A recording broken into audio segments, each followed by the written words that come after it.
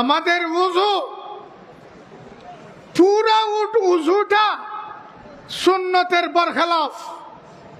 প্রায় মুসল্লিদের উযু পুরা উযুটা সুন্নতের বরখেলাফ। সাধারণ যারা মুসলমানরা আছি নামাজ পড়ি 5 ওয়াক্ত, তাদের পরিস্থিতি তো ওই রকম।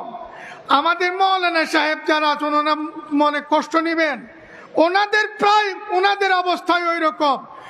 পুরা ওযুটা সুন্নতের খেলাফ, পুরা ওযুটা সুন্নতের খেলাফ।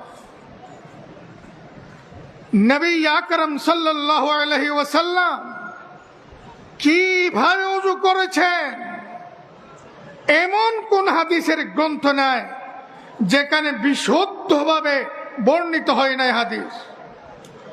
দেখেন আপনি বুখারী শরীফ, মুসলিম শরীফ, আবু দাউদ শরীফ, নাসাই শরীফ, তিরমিজি শরীফ দেখেন, মুয়াত্তা ইমাম মালিক, বিশুদ্ধ গ্রন্থগুলি দেখেন।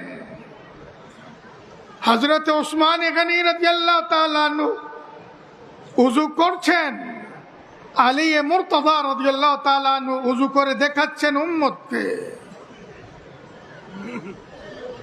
হুমরান মাওলা উসমান রাহিমাহুল্লাহ উযু করে দেখাচ্ছেন। সাহাবায়ে কেরাম উযু করছেন, আব্দুল্লাহ ইবনে আব্বাস রাদিয়াল্লাহু তাআলা আনহু উযু করছেন, শাগিরদরা দেখে মতো। তারপরে বলছেন, হাকাযা রাআইতু রাসূলুল্লাহি সাল্লাল্লাহু আলাইহি ওয়াসাল্লাম ইয়াতাওয়াদ্দু, আমি রাসূলুল্লাহ সাল্লাল্লাহু আলাইহি সাল্লামকে দেখেছি এইভাবে ওযু করতে। উনি ওযু করছেন, আমি এইভাবে ওযু করছেন, আমি দেখেছি ওনাকে। আমাদের মধ্যে এমন কোন বুজুর্গ আছেন যার ওযুটা নবী আকরাম সাল্লাল্লাহু আলাইহি ওয়াসাল্লামের পরিপূর্ণ নিয়ম নীতি মেনে উযুটা করা হচ্ছে? একটা উযুর একটা আমল বলি, উদাহরণস্বরূপ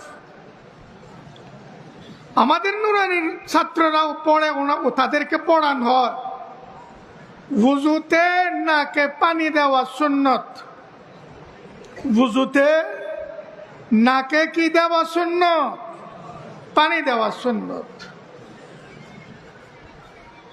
3 বার দেওয়া সুন্নত। ওখানে সুন্নত 2টা, পানি দেওয়া এক সুন্নত, আবার 3 বার দেওয়া আর এক সুন্নত।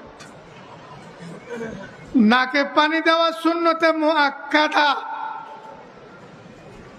সামান্য রকমের সুন্নত নয়। কিন্তু ফরজ গোসলে নাকে পানি দেওয়া ফরজ। নাকে পানি দিলে গোসল আদায় হবে, শরীর পাক হবে, ওই শরীর দিয়ে নামাজ পড়া জায়েজ হবে, বৈধ হবে। না হয় নাপাক শরীরে নামাজ পড়া হারাম। যদি কোনো বুজুর্গ নাপাক শরীরে ইমামত করে, ইমাম সাহেবের নামাজও সর্বনাশ, মুক্তাদিদেরও নামাজ সর্বনাশ। নাকে পানি দেওয়া ওযুতে সুন্নাত, গোসলে ফরজ। ফরজ গোসলে নাকে পানি দেওয়ার অর্থ কি? তাফসীর কি? ব্যাখ্যা কি? উর্দুতে বলা হয় নাক মে পানি ডালনা, ফার্সিতে বলা হয় আব দরবেনি করদন, আর আমাদের ভাষায় বলা হয় নাকে পানি দেওয়া। এই 3টা ভাষায় আমাদের মাদ্রাসায় লেখাপড়া হয়। নাকে পানি দেওয়া, আব দরবেনি করদন, নাক মে পানি ডালনা।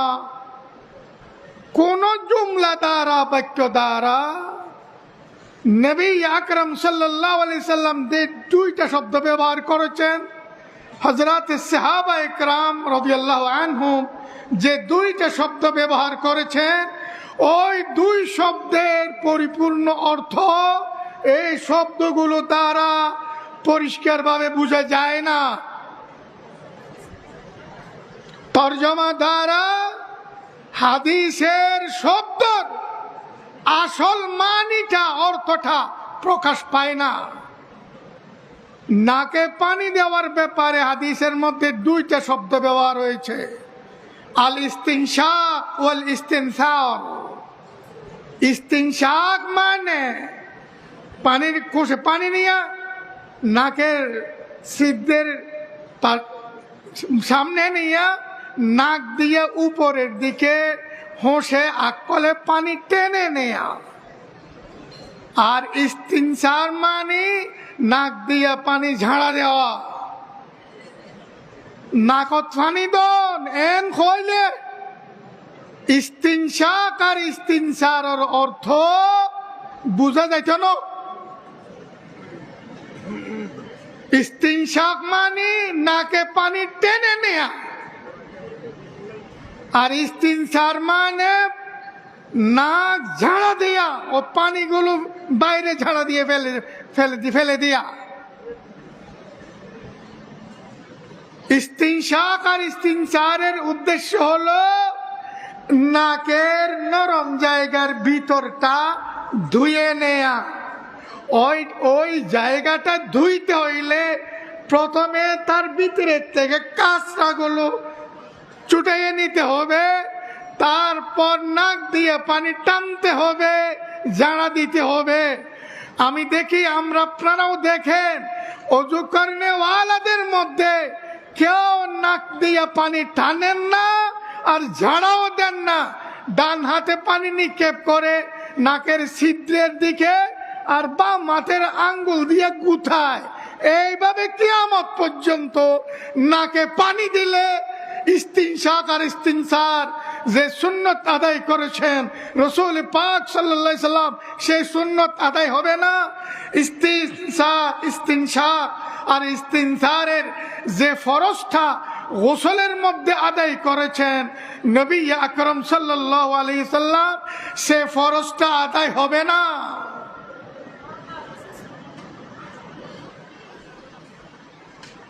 এইভাবে যদি প্রত্যেকটা আমল দেখা যায়, সুন্নতের বরখেলাফ, সুন্নতের বরখেলাফ। আবু দাউদ শরীফের মধ্যে আছে সহিহ রিওয়ায়াত, কিয়ামতের আগে উজুর মধ্যে পানি নিয়ে বেদাত শুরু হবে। নলের পানি ছেড়ে দিল, জব জব ঝুপ ঝুপ পানি পড়ছে, টিউবওয়েল দাবাচ্ছে, ঝুপ ঝুপ পানি পড়ছে। আর বুজুর্গ সাহেব সামান্য সামান্য পানি নিয়ে হাত ধুচ্ছেন, মুখমণ্ডল ধুচ্ছেন। এটা পরিপূর্ণভাবে খেলাফে সুন্নাত। আমর ইবনুল আস রাদিয়াল্লাহু তাআলা আনহুর হাদিস, হুজুর সাল্লাল্লাহু আলাইহি সাল্লাম ওনাকে ইরশাদ করছেন, তুমি নদীর কূলে যদি বসে ওযু করো, ওখানেও পানির অপব্যয় করবে না, পানির ব্যয়ে সীমা লঙ্ঘন করবে না, অযথা পানি নষ্ট করবে না। নবী আকরাম সাল্লাল্লাহু আলাইহি ওয়াসাল্লাম 700-800 গ্রাম পানি দিয়া উযু করেছেন, আর আমরা একটা উযুতে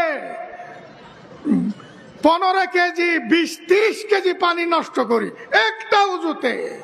আপনার যদি বিশ্বাস না হয়, আপনার অজু করার সময় নলের নিচে একটা বড় বালতি রাখেন, তারপর ওই সমস্ত পানি বালতিতে পড়ুক, আপনি অজু শেষ করেন, তারপর পানিটুকু মেপে দেখবেন 30 কেজি হয়েছে কিনা।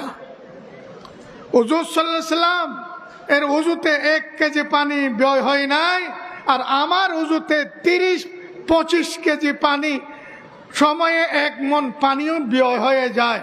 এটা পরিপূর্ণ সুন্নতের খেলাফ নয় কি? আরবের মসজিদগুলোতে ওখানে ছবি দিয়ে দিয়েছে, ফটো দিয়ে দিয়েছে, নলের পানি কিভাবে চড়বে, পানি কতটুক পড়বে, কিভাবে তুমি পানি ব্যবহার করবে। তারপরও আমরা যারা অশিক্ষিতরা আছি, আমরা ওগুলো কিছুই বুঝি না। আমরা বস নল ছেড়ে দিলাম, ঝুপ ঝুপ পানি পড়ছে, আর আমি সামান্য সামান্য পানি নিয়ে আমার কাজ সেরে নিচ্ছি। একটা নামাজ, 2 রাকাত নামাজ হুজুর সাল্লাল্লাহু আলাইহি ওয়াসাল্লাম কিভাবে আদায় করতেন? হুজুর সাল্লাল্লাহু আলাইহি ওয়াসাল্লামের তরিকা কি ছিল? ফরজগুলো কিভাবে আদায় করতেন? ওয়াজিবাত কিভাবে আদায় করতেন?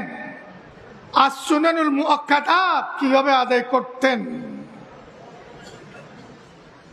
যদি একটা একটা করে আলোচনা করা হয়, আমাদের পুরো নামাজটা সুন্নতের খেলাফ, পুরো নামাজটা সুন্নতের খেলাফ। আবার তর্কে সুন্নতে উম্মতের হয়ে গেছে ইত্তেফাক। তর্কে সুন্নত অপরাধ, সুন্নত তরক করা অপরাধ, তর্কে সুন্নতে ঐক্যবদ্ধ হওয়া মহা অপরাধ। শারহুল ফিকিল আকবরের মধ্যে আল্লামা মোল্লা আলী কারি রাহিমাহুল্লাহ লিখেছেন, বয়ান করছেন, তর্কে সুন্নত অপরাধ, কিন্তু সুন্নতের তর্কে ঐক্যবদ্ধ হয়ে যাওয়া, সব মিলে সুন্নত ছেড়ে দেয়া।